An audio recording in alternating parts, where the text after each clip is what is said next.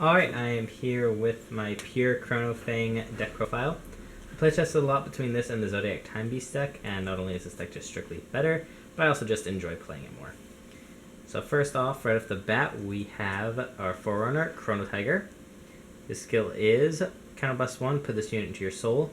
When your opponent's rearguard is put into his or her deck during your turn, if you have a Vanguard with Chronofang in its card name, you pay the cost. If you do, choose a face-up card in your bind zone, call it to rearguard, and that unit gets plus 4,000 power. I don't find they often use him that much, but when you do use him, it is nice to get that extra attack and that little power boost. So he's a nice little card to have when you need it. Next, as far as the trigger lineup goes, we are running 8 crit. Really should have 4 of Gear Tabby, but I haven't gotten around to getting the 4th copy yet, so just pretend one of these is the 4th copy. The Gear Tabby says, put this card into your soul. When this unit is put into your bind zone from rearguard, if you have a Vanguard with Chronofang in its card name, you pay the cost. If you do, draw a card. Your Vanguard gets 5,000 power.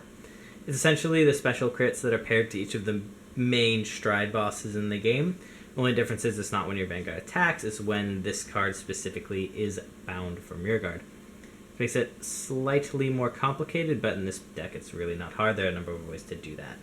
So it's still a good card to have, and also, more importantly, it goes into your soul, which arguably the biggest problem with this deck is soul management. So definitely run a 4 of that. For the rest of the triggers, we're running 4 stands, aka 4 Urwater. Pretty sure anyone who has any semblance of Gear Chrono knows why you run Urwater, but for those who don't know, he says, put this card on the bottom of your deck at GB1. When this unit is put into the bind zone from rearguard, you may pay the cost. If you do, draw 2 cards, choose a card from your hand, return it to your deck, shuffle your deck. So it's a free draw, and you also get to just take any card from your hand, plus he just combos stupidly well with cards like Mellum and History Maker Dragon. So he's definitely run a 4 of that card. And to round it out, we just run 4 heal triggers, because heal triggers are heal triggers. So no explanation needed there. That is our trigger lineup. 8 crit, 4 stand, 4 heal. Pretty standard. Now going on to grade 1s. We run 2 of the Steam Maiden Mellum. Pretty obvious again why we run her. She's a stupid card in Gear Chronicle, and pretty much any deck should run it. Doesn't matter what build you're running. But again, for those who do not know, she is GB1. When this unit attacks a Vanguard, you may have this unit get plus 4,000 power until the end of that battle. If you do, at the end of the battle, she returns to the deck. You search your deck for a grade 0, call it to rearguard at rest, and shuffle your deck. So you can see why this combos super well with Urwater. And honestly, you don't really need more than 2 of in the deck. I find that number works out perfectly and never have an issue getting her. Any more than that would kind of just be a flood and just unnecessary. 2 of works perfectly fine. For the rest of the grade 1s, we're running 4 of the Steam Fighter Nanya.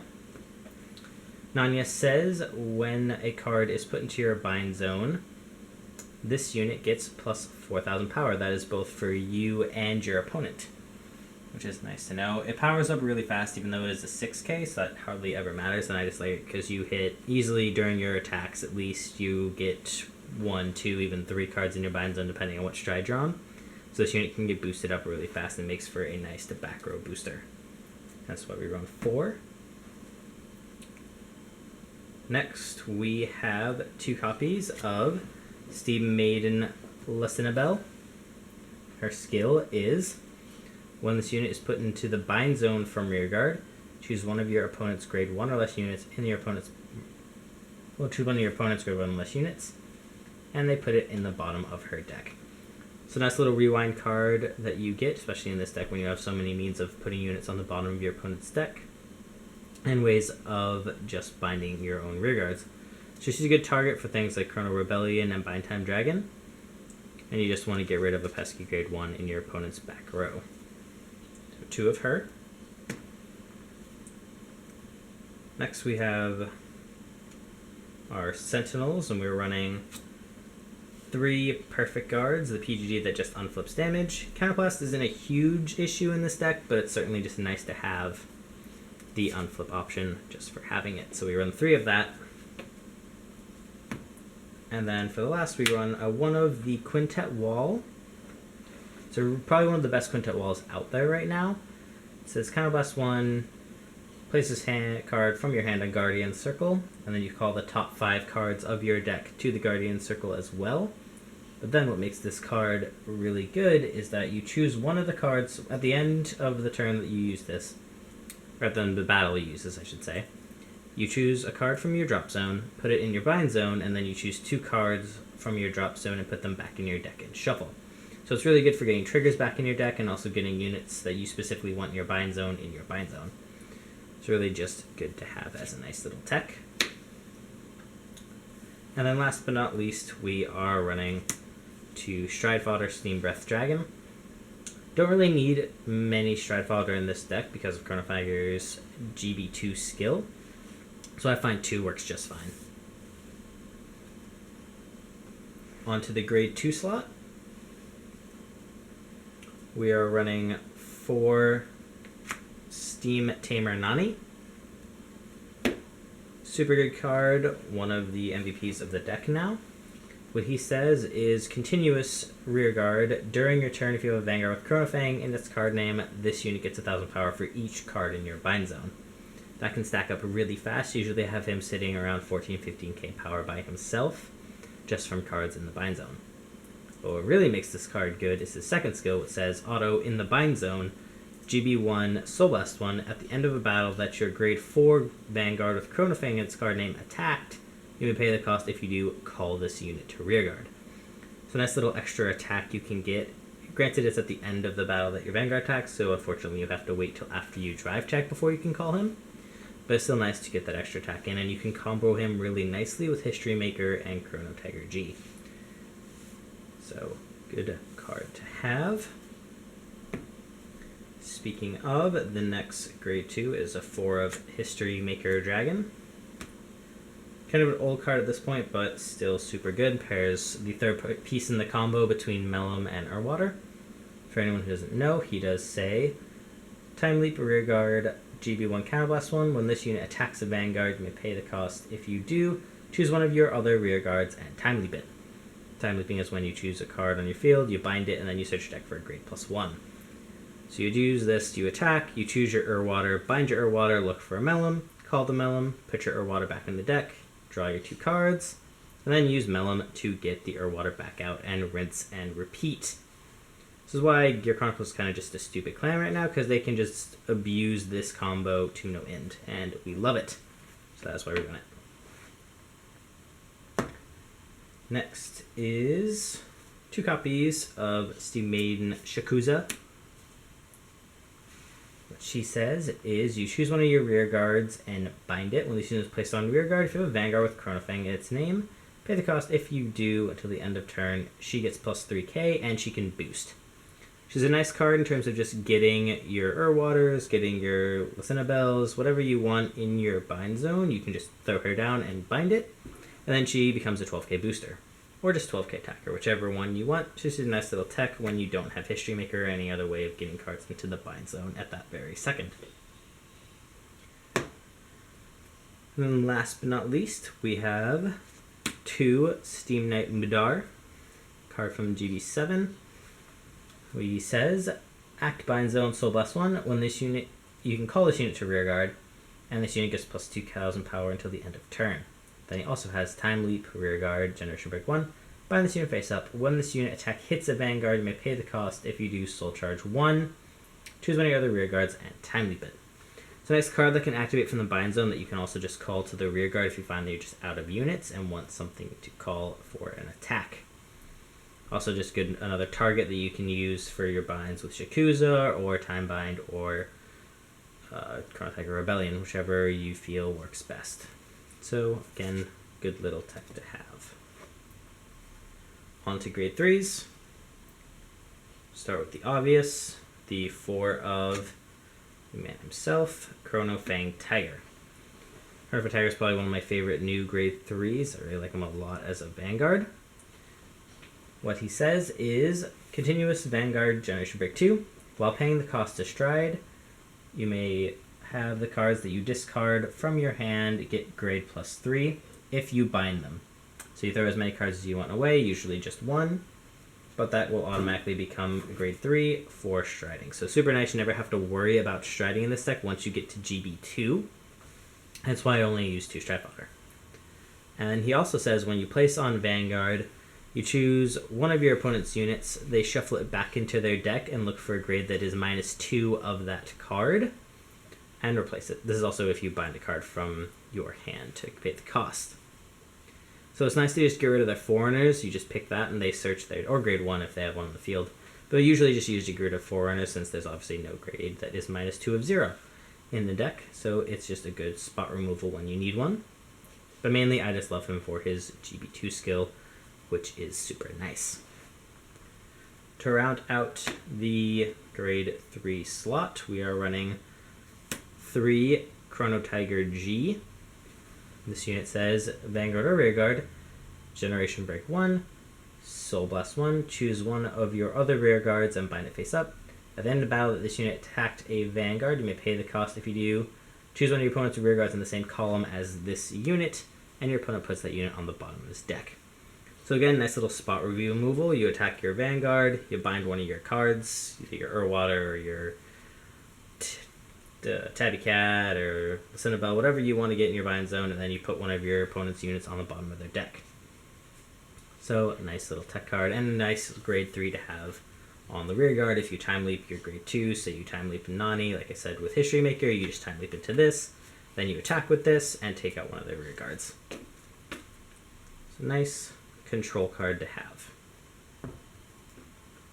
That's it for the main deck. Moving right along to the G zone. First up, we run 2 of Interdimensional Dragon, Warp Drive Dragon. He's in here mainly just to activate GB2 as early as possible for Chronofang Tiger, so you don't have to worry about striding. But he says, Counterblast 1, Soul Blast 1, choose a card from your G zone, doesn't have to be him. Turn it face up. You you time leap one of your units, and then you choose one of their units for each card that you time leaped, and you can pick a grade that is equal to the number of face-up copies of him, and put it on the bottom of the deck. So you only get to bottom one of their grade 1 or less units since you're only flipping up one copy of him, but it's still nice to do and get rid of one of their back row units early in the game. But again, mainly here for getting to GB2. Next, we're running 4 copies of Bind Time Dragon, or Interdimensional Dragon, Bind Time Dragon, if I want to use the full title. Super good card. What he says is Generation Break 2, Counterblast 2, Soul Blast 1. Choose a copy of him in your G zone and turn it face up. If you do, this unit gets plus 10,000 power and extra crit. You may choose any number of your rear guards and bind them face up. And then your opponent chooses their own units equal to the number of units you have in your bind zone and puts them on the bottom of the deck. So this is just a mass field removal if you've set your bind zone up right, which you can usually do as it's fairly easy. And then, if you have a Gear Beast Heart, which, spoiler alert, Chronofang is also a Gear Beast in addition to being a Zodiac Time Beast, you get to Countercharge 2 and Soul Charge 2. So there's a complete refund of the Counterblast that you used and a Soul +1, which is super nice in this deck in particular, so long as you just have the Chronofang Vanguard, which you always will. So super nice card, great for fighting decks like Alkaforce, Neo Nectar, Royal Paladins, any of the heavy rearguard decks. Usually going to go into that. Next up is the obvious, the playset of Chrono Tiger Rebellion as your main finisher. Chrono Tiger Rebellion says continuous Continuous Vanguard, this unit gets plus 5,000 power for every 2 cards in your bind zone. So that adds up really fast once you get cards really going in your bind zone. Then it says, Auto GB2 Soul Blast 1, choose a face down card named Tim in your G zone and turn it face up. Choose one of your rear guards and a card from your hand and bind them face up. So a free 5,000 power right there. When this unit attacks, you may pay the cost. If you do, if you have a Chronofang Heart card, you will get plus 1 crit and plus 1 drive till the end of that battle. So So it becomes quadruple drive, extra crit with at least plus 5,000 power if the 2 cards that you found were the only 2 cards you have in your bind up to this point, which is highly unlikely. Usually you have this guy swinging for 36 to 41k by himself, which is super nice. And if they have a PG, they're probably dead since you are quadruple driving. Super nice card. I love using him. He's a lot of fun. And definitely a 4 of in this deck. To round out the G zone, at least on the offensive side, we're running 1 Interdimensional Dragon, Fate Rider Dragon. It's an okay backup if you find yourself out of soul, which has happened to me a couple times, and you just need something to do. You just choose one of your rear guards, you put it in the bottom of your deck, and then search for a grade +1 of that, call it to rear guard, and then you choose any number of units equal to the number of face-up cards in your G zone. So it works out really well in this deck when you have so much persona flipping. And they get plus 3,000 power. It's a nice little card. Again, if you have nothing else to do, also at the end, once you've used up, if you get to the point where you've used up Chrono Tiger Rebellion and Bind Time Dragon, you go into this and you basically, your field is guaranteed to get plus 3k, which is a nice little boost. And to round it out, we have the one of Air Elemental Seabreeze. You don't have to run them, but it's good to activate the GB skills of History Maker Dragon, Mellum, Water, and just getting that chain going as early as possible. So if someone does get stuck on grade 2, nice thing to start being able to do. Not much else explanation needed for Seabreeze. As far as the G Guardians go, we're running 2 of the Highbrow Steam Rafana. Rafana says you choose one of your grade 1 or greater rear guards, put it back into your deck, grab a grade 0 and call it. This unit gets 10,000 power, or 10,000 shield, I should say. So a nice little 25k shield, and then you get to call a grade 0, so you can set yourself up with Water or Gear Tabbing, depending on what you want to do on the next turn. Then after her, we are running the obvious 2 of Uluru. Uluru is probably still the best G Guardian in the game up to this point. She says, choose a trigger unit and a normal unit from your drop zone, put them on the bottom of your deck, and she gets plus 5k shield. So you just take the heal trigger that you use to use her, grab another unit, like your Mellum or your History Maker or anything you want back in your deck, throw it back in, and she gets plus 5k for that. So really, really good G Guardian. Another reason why Gear Chronicle is so good at this point. That's it for me. I hope you enjoyed the deck profile, and we'll be back with more content soon.